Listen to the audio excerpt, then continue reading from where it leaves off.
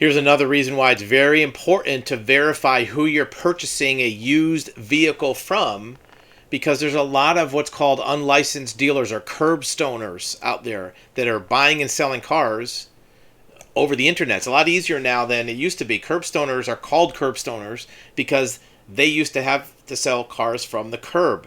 They didn't have a dealer lot. They didn't have a license or a showroom to sell from. So they would just have cars at their house at the curb, and they would put an ad in the classifieds in newspapers and sell these cars.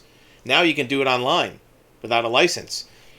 But an unlicensed dealer, first of all, is breaking the law. And second of all, they probably have other things going on with these vehicles that you want to be aware of. Because they don't have a license, there's no authority over them or regulation of them. How did this work?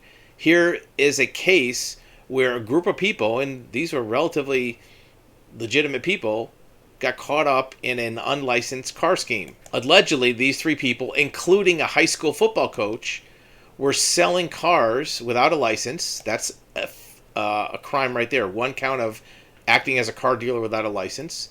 And they also did odometer tampering. Because when you're selling cars without a license, you don't have any background paperwork on the vehicles, so you can change these mileages a lot easier than if you have a dealer's license that logs the miles. Federal or odometer tampering is a federal crime, right? Selling cars without a license is just a local state crime.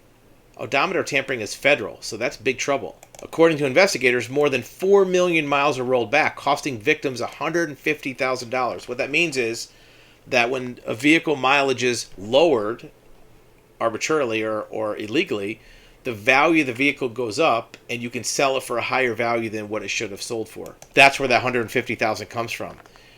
Charged with multiple felony counts of odometer tampering, dealing in unlawful proceedings, and other offenses. So they don't play around with this. This is a federal crime. It's a reason why you should check the vehicle, but also check the dealer you're buying it from. Make sure they're legitimate. Make sure they have a license you can verify. Make sure that they have a physical location. Almost every state, when you get a dealer's license, you have to have a physical shop where you're selling your cars.